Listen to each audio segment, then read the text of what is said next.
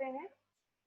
आज हम नई यूनिट स्टार्ट कर रहे हैं अमीनो एसिड की। तो सबसे पहले हमने स्टार्ट किया था कि अमीनो एसिड क्या होते हैं, इनकी स्ट्रक्चर क्या होती है। ठीक है, तो अमीनो एसिड क्या होते हैं, एक तरह के डबल आयन होते हैं। डबल आयन का मतलब क्या है कि इसके अंदर एनायन और कैटायन, धनायन और ऋणायन दोनों ही आयन एक ही मॉलिक्यूल के अंदर प्रेजेंट होते हैं, इसलिए हम इसे क्या कहते हैं, ये डबल आयन है। ठीक है, ये ज्यूटरायनिक फॉर्म के रूप में मिलते हैं। डिटेल में हम आगे बढ़ेंगे कि ज्यूटरायनिक फॉर्म क्या होता है, कौन सी पीएच पर कौन सा स्ट्रक्चर मिलता है अमीनो एसिड का। ठीक है, लेकिन ये देखना कि एक पीएच 7 के ऊपर ये क्या होता है, दोनों आयनिक फॉर्म में मिलता है, एनायन और ऋणायन। ठीक है, एनायन और कैटायन की फॉर्म में। तो ये जो फॉर्म होती है इसे हम क्या कहते हैं, ज्विटर आयनिक फॉर्म कहते हैं। ठीक है, अब इसके अंदर देखो होता क्या है कि एक कार्बन के ऊपर दो ग्रुप जुड़े हुए होते हैं, एक एसिडिक ग्रुप होता है, एक बेसिक ग्रुप होता है। ठीक है, एक अम्लीय समूह होता है और एक क्षारीय समूह होता है। ठीक है, एसिडिक ग्रुप जो होता है आपका,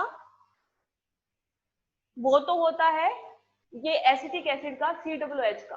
ठीक है, सीधा एसिड COOH। ठीक है, एसिडिक समूह है, मतलब क्या है कि ये आसानी से H+ देगा। अगर ये आसानी से H+ देता है तो इसका मतलब ये क्या है कि ये एनायनिक फॉर्म के अंदर हमें मिलेगा, यानी ऋणायन की फॉर्म में यहाँ पर ये सॉल्यूशन के अंदर मिलेगा। दूसरा इसके अंदर समूह जुड़ा हुआ होता है, वो कौन सा होता है, बेसिक या क्षारीय समूह, जो क्या होता है, एमीन होता है, NH2 होता है। तो क्षारीय समूह की प्रवृत्ति या टेंडेंसी क्या होती है कि वो आसानी से H+ को के साथ जुड़ जाता है। ठीक है, अगर यहाँ पर इस एमीन के अंदर हम H+ जोड़े तो ये हमें क्या मिलेगा, NH3+। ठीक है, अगर ये ऐसा मिलता है तो ये हमारा कौन सा होता है, कैटायनिक फॉर्म मिल जाएगा। यानी यहाँ पे क्या है, धन आवेश आ गया किसके ऊपर, अमोनिया के आयन के ऊपर। ठीक है, अमोनिया के ऊपर यहाँ पे क्या आ गया, धन आवेश हो गया। तो ये हमारी जो स्ट्रक्चर है जिसमें कार्बन की दो वैलेंसी हमने कंप्लीट की, किसके साथ, एक एसिडिक ग्रुप के साथ, एक बेसिक ग्रुप के साथ। एसिडिक ग्रुप जो होता है वो एनायनिक फॉर्म के अंदर हमें मिलता है और बेसिक ग्रुप जो होता है वो कैटायनिक फॉर्म के अंदर हमें यहाँ पे मिलता है। ठीक है, बाकी बची दो वैकेंसी। ठीक है, ये दो वैकेंसी, एक हाइड्रोजन कंप्लीट करता है और दूसरी वैकेंसी जो है वो क्या होती है, अलग अलग अमीनो एसिड के अंदर अलग अलग कंपाउंड से या अलग अलग यौगिकों से ये कंप्लीट होती है। आपके इसके साथ जो चौथी वैलेंसी है जो जुड़ने वाली है, ये क्या होती है, अलग अलग टाइप के अमीनो एसिड के लिए। यानी अगर हम अमीनो एसिड का क्लासिफिकेशन करेंगे, वर्गीकरण करेंगे, तो यहाँ पर इस कार्बन के साथ जुड़ी हुई ये चौथी जो वैलेंसी है इसके बेस पर अमीनो एसिड का क्लासिफिकेशन होता है। ठीक है, कि अमीनो एसिड कौन से प्रकार का है, उसका नाम क्या है, वो किससे कंप्लीट होता है, इस फोर्थ टाइप के ग्रुप से होता है। जैसे अगर यहाँ पर आप कुछ ना जोड़ो, सिंपल हाइड्रोजन ही जोड़ दो, तो वो हमारा क्या होता है, ग्लाइसिन अमीनो एसिड होता है। ठीक है, ये क्या होता है, ग्लाइसिन अमीनो एसिड होता है, जिसे G से लिखा जाता है शॉर्ट। ठीक है, स्ट्रक्चर क्या हुई अमीनो एसिड की, कि अमीनो एसिड के ऊपर दो ग्रुप होते हैं, एक आपका एसिडिक ग्रुप होता है, एक आपका बेसिक ग्रुप होता है, एक हाइड्रोजन जुड़ा हुआ होता है, और जो चौथा समूह होगा उसी के बेस पर आपके अलग अलग टाइप के अमीनो एसिड हमें मिलेंगे। ठीक है, तो अमीनो एसिड का सिंपल क्या है कि अमीनो एसिड डबल आयन होता है, ज्विटर आयनिक फॉर्म में हमें मिलता है, जिसके ऊपर एक एसिडिक समूह एक बेसिक समूह होता है। ये धनायन और ऋणायन दोनों की फॉर्म में मिलता है एक ही टाइम पर। ठीक है, और इसके अलावा अमीनो एसिड जो है उनसे आगे हमें क्या मिलता है, पेप्टाइड मिलता है। जब अमीनो एसिड अलग अलग टाइप के अमीनो एसिड आपस में जुड़ते हैं, यानी क्या होता है, जब अमीनो एसिड दूसरे अमीनो एसिड के साथ बंध बनाता है, एक अमीनो एसिड दूसरे अमीनो एसिड के साथ बंध बनाता है, तो ये क्या होती है, पेप्टाइड की सीरीज बनती है। इन दोनों के बीच में क्या होता है, पेप्टाइड बॉन्ड बनता है। इन दोनों के बीच में क्या बनता है, पेप्टाइड बॉन्ड बनता है। ठीक है, दोनों अमीनो एसिड के जुड़ने से क्या होता है, पेप्टाइड बॉन्ड होता है CONH का, ये। ठीक है, ये होता है पेप्टाइड बॉन्ड, ये भी हम डिटेल में आगे पढ़ेंगे। ठीक है, पेप्टाइड बॉन्ड क्या होता है, किस तरह से बनता है अमीनो एसिड्स के बीच में। ठीक है, और अमीनो एसिड के आपस में जुड़ने से क्या बनती है, पेप्टाइड की सीरीज बनती है, और पेप्टाइड की अगर लंबी सीरीज है तो वो क्या बनाता है आगे, प्रोटीन बनाता है। ठीक है, इसका मतलब क्या हुआ कि प्रोटीन बनाने की यूनिट या इकाई क्या होती है, अमीनो एसिड होती है। ठीक है, तो अमीनो एसिड क्या है, डबल आयन है जिसके अंदर एसिडिक और बेसिक दोनों कंपाउंड होते हैं। ज्यूटर आयनिक फॉर्म के अंदर हमें ये मिलता है, ठीक है, pH 7 के ऊपर। और ये क्या होता है, प्रोटीन बनाने की यूनिट होती है, इकाई होती है। अमीनो एसिड जो होती है वो क्या होती है, प्रोटीन बनाने की यूनिट या इकाई होती है। ठीक है, अब ये जो अमीनो एसिड है ये क्या होते हैं, 20 प्रकार के होते हैं। टोटल जो अमीनो एसिड होते हैं वो कितने होते हैं, 20 होते हैं। ये 20 के 20 अमीनो एसिड आपको याद करने हैं, इनकी स्ट्रक्चर याद करनी है।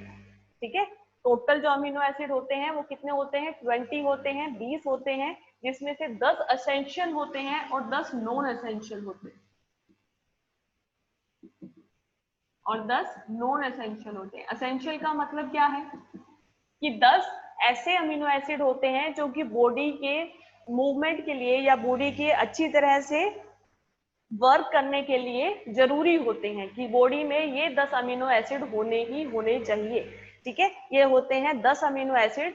ठीक है, और दूसरे जो 10 अमीनो एसिड है वो जरूरी नहीं हो कि वो हो, लेकिन अगर उसकी कमी होती है या अधिकता होती है उसकी वजह से बॉडी में डिजीज हो सकती है किसी भी टाइप की। ठीक है, अमीनो एसिड टोटल आपके 20 प्रकार के होते हैं, 20 होते हैं, जिसमें से 10 एसेंशियल होते हैं और 10 नॉन एसेंशियल होते हैं। ठीक है, अब ये 20 के 20 की स्ट्रक्चर पढ़ेंगे हम, कि ये 20 अमीनो एसिड क्या होते हैं, इनके नाम क्या होते हैं और इनको शॉर्ट में किससे लिखा जाता है। ठीक है, उसके बाद में हम पढ़ेंगे हमारे क्या पेप्टाइड्स क्या होते हैं, पेप्टाइड्स कैसे बनते हैं, फिर पॉलीपेप्टाइड बनता है, और पॉलीपेप्टाइड ही हमारे क्या होते हैं, प्रोटीन्स होते हैं। ठीक है, ये डिटेल में हम पढ़ेंगे। अब आज वाली क्लास के अंदर हमें स्टार्ट क्या करना है कि अमीनो एसिड जो 20 प्रकार के हैं ये कौन कौन से हैं। ठीक है, आपको सबकी स्ट्रक्चर याद करनी है।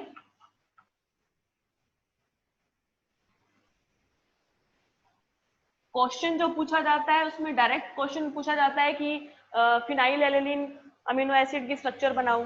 ठीक है, या फिर ऐसा अमीनो एसिड की स्ट्रक्चर बनाओ जो कि जिसमें कि हाइड्रोक्सी समूह उपस्थित हो, तो वो कौन सा होता है, उसकी स्ट्रक्चर बनाओ। ठीक है, इस तरह से क्वेश्चन आते हैं। तो हम स्टार्टिंग करते हैं। हम क्या करेंगे, 20 अमीनो एसिड हमें बनाने हैं, तो हम क्या करेंगे, एक जैसे अमीनो एसिड पहले एक साथ बनाएंगे। ठीक है, जिसमें सेम ग्रुप जुड़े हुए हैं, और जिसमें डिफरेंट टाइप के ग्रुप जुड़े हुए हैं वो एक साथ बनाएंगे। ठीक है, तो इस तरह से हम 20 अमीनो एसिड पहले ड्रॉ कर लेंगे, उसको पढ़ लेंगे। उसके बाद में हम क्या करेंगे, इन अमीनो एसिड का क्लासिफिकेशन करेंगे। अब क्लासिफिकेशन इसमें कैसे किया जाता है कि आपके एसिडिक अमीनो एसिड कौन से हैं, आपकी बेसिक अमीनो एसिड कौन से हैं, ठीक है, न्यूट्रल अमीनो एसिड कौन से हैं। ठीक है, तो एसिडिक बेसिक कौन से होंगे, जिसमें देखो अगर एक अमीनो एसिड की हम बात करते हैं तो उसमें एक एसिडिक समूह तो होता ही होता है। ठीक है, अगर एक से ज्यादा एसिडिक समूह है तो वो अमीनो एसिड क्या हो जाएगा, एसिडिक हो जाएगा। ठीक है, अगर उसमें एक एमीन ग्रुप तो है लेकिन एक से ज्यादा एमीन ग्रुप प्रेजेंट है तो वो क्या हो जाएगा, बेसिक अमीनो एसिड हो जाएगा। या अगर एसिडिक समूह भी दो है, बेसिक समूह भी दो है, तो वापस ये क्या हो जाएगा, न्यूट्रल हो जाएगा।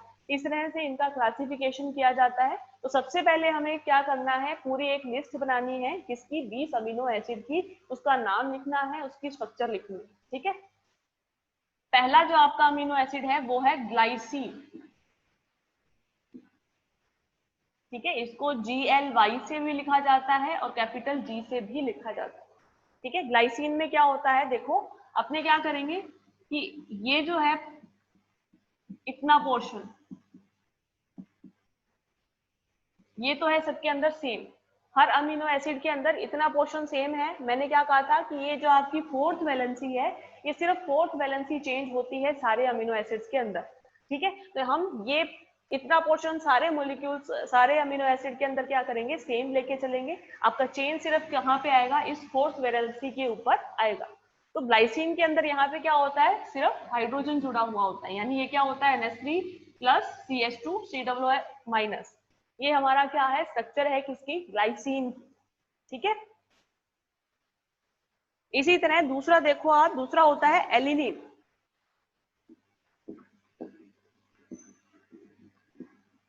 ठीक है, ग्लाइसिन को हिंदी में लिख लो ग्लाइसिन, एलिनिन। ठीक है, इसको शॉर्ट में ALA या फिर कैपिटल A से लिखा जाता है। ठीक है, ये शॉर्ट फॉर्म भी याद रखना। शॉर्ट फॉर्म क्यों याद रखनी है कि जब हम प्रोटीन पढ़ेंगे तो प्रोटीन जो है वो किसके बने होते हैं, इन अमीनो एसिड्स के बने होते हैं। ठीक है, इन अमीनो एसिड्स की क्या होती है, एक लॉन्ग सीरीज होती है जो कि पेप्टाइड बंध से जुड़े हुए होते हैं। ठीक है, तो अगर हमारे पास क्वेश्चन आता है प्रोटीन का, तो प्रोटीन वाले क्वेश्चंस के अंदर आपको ये जो अमीनो एसिड है ये शॉर्ट फॉर्म के अंदर लिखे होते हैं। कि जैसे हमने कोई एक प्रोटीन ली जिसके अंदर हमने क्या किया, एक ग्लाइसिन ले लिया, एक एलिन ले लिया, एक फिनाइल एलिनिन ले लिया, ठीक है, एक ट्रिप्टोफान ले लिया, तो इनसे मिलकर हमने क्या बनाया, एक प्रोटीन बनाया। तो प्रोटीन की स्ट्रक्चर आपको पूरी डिटेल में ऐसे ग्लाइसिन एलिनिन ऐसे लिखी हुई नहीं दी जाएगी, आपको इस फॉर्म में लिखी जाएगी जो कि आपका क्या है, शॉर्ट फॉर्म है इस अमीनो एसिड का। ठीक है, तो आपको क्या करना है, इन नाम के साथ में ये इसका शॉर्ट फॉर्म भी याद रखना है कि शॉर्ट फॉर्म में इसको कैसे लिखा जाता है। लगभग तो इनके जैसे आपका पूरा नेम है इसका कैपिटल वर्ड एक ही यूज किया जाता है, लेकिन जहां पर ए दोबारा आ जाएगा वहां पर उसका थोड़ा सा डिफरेंस हो जाएगा, वहां पे आपको याद रखने की जरूरत है। ठीक है, एलिलीन जो होती है उसकी स्ट्रक्चर क्या होती है कि आपका हाइड्रोजन जो है इसकी जगह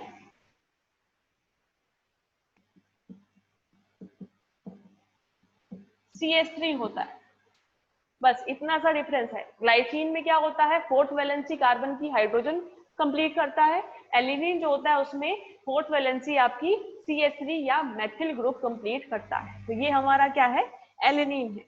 ठीक है, तीसरा देखो वेलिन। मैं इसको इतने आराम से इसलिए करवा रही हूँ क्योंकि आपको इसको लर्न करना है, याद करना है। ये डायरेक्टली पूछे जाते हैं कि एलेनिन की स्ट्रक्चर बताओ क्या होता है, ग्लाइसिन की स्ट्रक्चर बताओ क्या होता है। ठीक है, एक नंबर वाले क्वेश्चन में ये आ सकता है। ठीक है,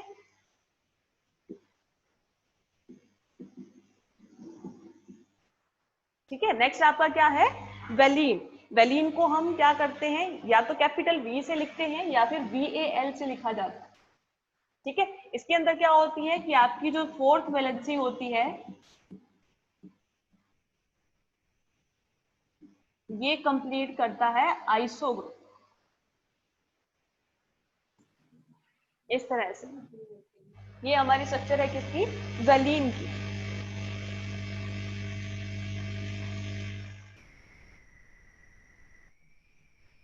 ठीक है, इसी की तरह होता है एक आइस ल्यूसीन।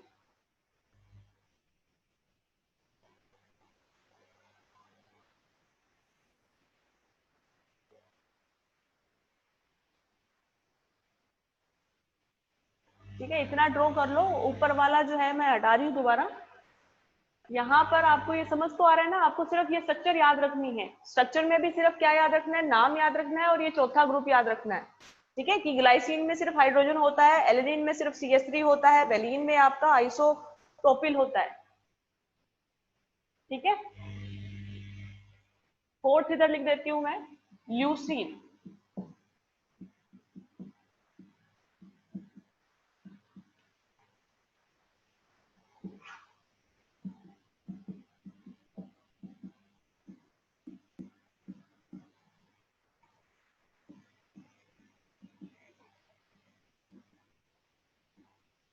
ठीक है, ये आपका क्या होता है, ल्यूसीन होता है। बस आपको करना क्या था कि ये वेलिन में एक कार्बन बीच में हमने बढ़ा दिया, ये हमारा क्या है, ल्यूसीन है। ठीक है, एक कार्बन बढ़ाया है, ये क्या है, ल्यूसीन है। इसी की तरह होता है एक आइसोल्यूसीन, उसमें भी कार्बन 4 ही होते हैं, लेकिन ये आइसो वाला कार्बन जो है वो यहाँ पे होता है। कैसे देखो, यहाँ पे लिख रही हूँ इसको, आइसोल्यूसीन। इसको ILE से लिखा जाता है, या शॉर्ट में आई से लिखा जाता है। ठीक है, इसके अंदर क्या होता है,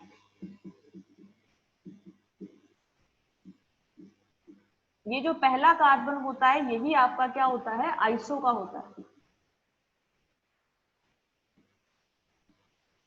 टोटल 4 कार्बन होते हैं लेकिन आइसो ग्रुप जुड़ा हुआ होता है, यानी आइसो पोजीशन पे आपका ये पूरा ग्रुप जुड़ा हुआ है।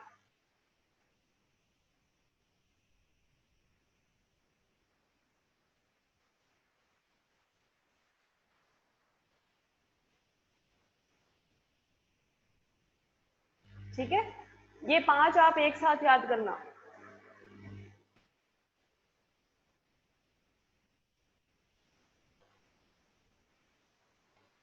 इसी के साथ एक याद करना आप फिनाइल एल्यूमिन, इसको भी यही लिख देती हूं मैं।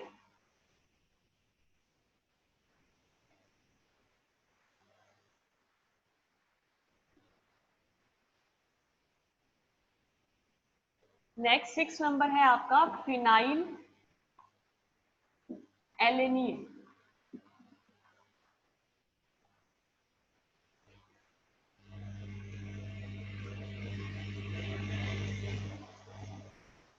इसको PHE या फिर F से लिखा जाता है,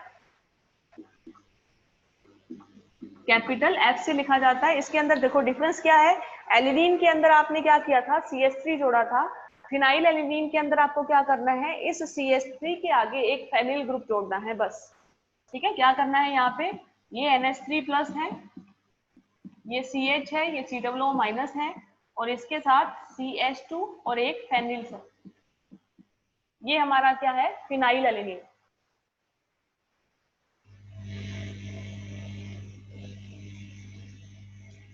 ठीक है, अब ये 6 चीजें एक साथ याद रखना, कौन कौन सी, ग्लाइसिन, एलिलीन, वेलिन, ल्यूसीन, आइसोल्यूसीन और फिनाइल एलिलीन। ठीक है, जिसके अंदर क्या है, आपके सिर्फ ग्लाइसिन के अंदर एक हाइड्रोजन जुड़ा हुआ है, ग्लाइसिन के अंदर सिर्फ एक हाइड्रोजन जुड़ा होता है, एलिनीन के अंदर CH3 जुड़ा होता है, वेलिन के अंदर आइसोप्रोपिल जुड़ा होता है, ल्यूसीन के अंदर 4 कार्बन की सीरीज है ये। ठीक है, आइसोल्यूसिन में क्या होता है, आपका 4 कार्बन की सीरीज है लेकिन आइसो पोजीशन है, यानी आइसोब्यूटाइल है। ये क्या है, आइसोब्यूटाइल जुड़ा हुआ है। और फिनाइल एलेनिन के अंदर क्या है, आपको CH2 PH जोड़ना है, यानी फेनिल ग्रुप जोड़ना है, बेंजिल ग्रुप जोड़ना है। ठीक है, फिनाइल एलेनिन में क्या है, इस कार्बन के साथ क्या जोड़ना है, बेंजिल ग्रुप जोड़ना है।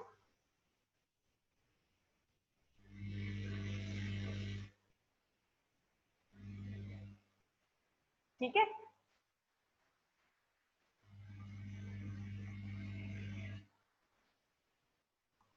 ये हो गया, ये 6 के 6 एक साथ याद रखना आप। उसके बाद हम देखेंगे कि अगर आपके इस पूरे मॉलिक्यूल के अंदर हाइड्रोक्सी ग्रुप प्रेजेंट है तो वो कौन कौन से अमीनो एसिड हैं। इन 6 को एक साथ याद करना, कौन कौन से हैं ये, ग्लाइसिन, एलिलीन, वेलिन, ल्यूसीन, आइसोल्यूसीन, ठीक है, और फिनाइल एलेनिन। 6 है, 6 को एक साथ याद रखना। ठीक है, क्योंकि इनकी स्ट्रक्चर जो है एक जैसी है, इसलिए आपको याद रह जाएंगे, लिंक करके ये याद रह जाएंगे। उसके बाद में नेक्स्ट है आपका सेरीन।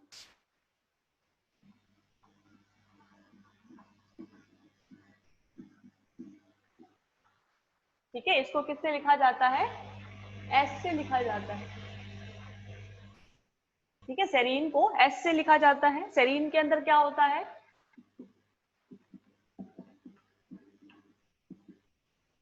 यहाँ पर CH2OH ग्रुप होता है।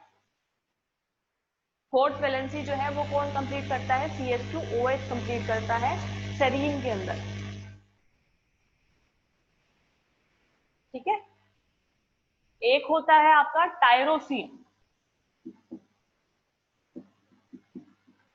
टायरोसिन के अंदर क्या होता है, ये इसे TYR से लिखा जाता है। टायरोसिन के अंदर क्या होता है कि बस इसके अंदर एक फेनिल ग्रुप बीच में आता है।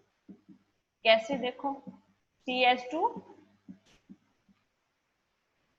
यानी यहाँ पे ये फिनाइल समूह आ जाता है। ये है स्ट्रक्चर किसकी, टायरोसिन की, और इसको Y से लिखा जाता है, कैपिटल Y से लिखा जाता है।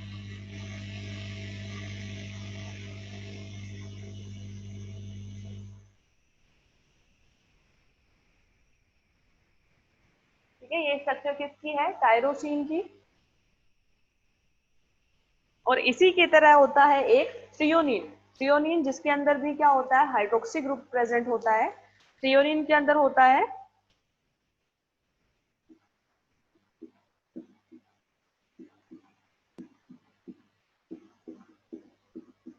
इसके अंदर क्या होता है आपका,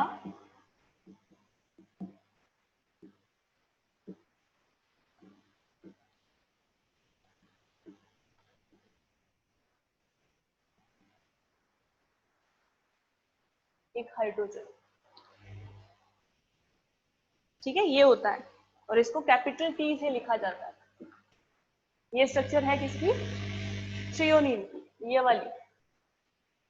ये तीन आप एक साथ याद रखना कि सेरीन के अंदर जो फोर्थ वैलेंसी है वो कंप्लीट करता है कौन? CH2OH। ठीक है, टायरोसिन के अंदर CH2 के साथ फिनाइल आता है। ठीक है, यानी PHOH आता है, फिनोल जिसको हम बोलते हैं। थ्रियोनिन के अंदर क्या है?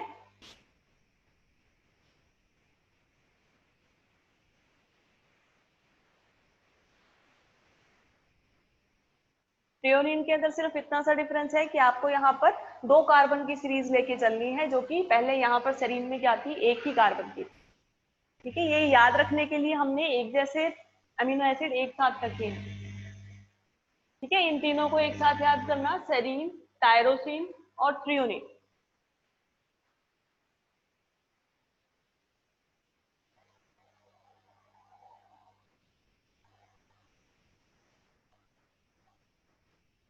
ठीक है, इसके बाद देखो नेक्स्ट जो है वो कर रहे हैं हम थायोल ग्रुप वाले। थायोल ग्रुप वाले कौन से होते हैं? जहां पर ऑक्सीजन की जगह क्या होता है? सल्फर होता है। ठीक है, ये हाइड्रोक्सी समूह है जो कि OH है। अगर यहाँ पे सल्फर होता है तो वो कौन सा ग्रुप होता है? थायोल ग्रुप होता है। ठीक है, तो थायोल ग्रुप वाले कौन कौन से हैं ये देखो।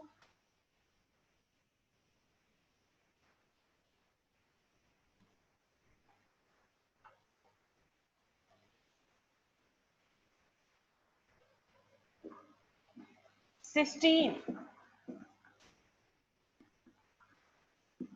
ठीक है, इसके अंदर क्या होता है?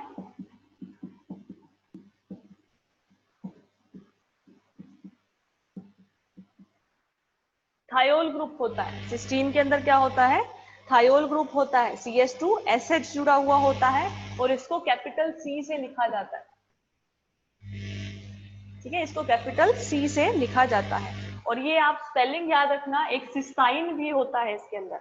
एक ये सिस्टीन है, एक सिस्टाइन भी होता है, दोनों अलग अलग होते हैं। तो सिस्टीन की ये वाली स्पेलिंग CYSTEINE।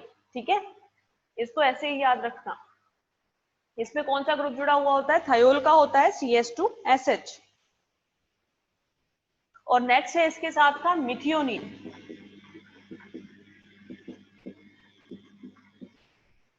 ठीक है, मिथ्योनिन के अंदर क्या होता है? जैसे आपने सिस्टीन में CH2SH जोड़ा, तो मिथ्योनिन में क्या होता है? 3 कार्बन होते हैं।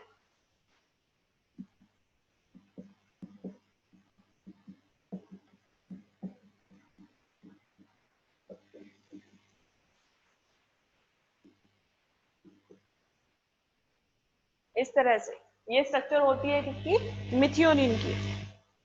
इसको शॉर्ट में MET या कैपिटल M से लिखा जाता है।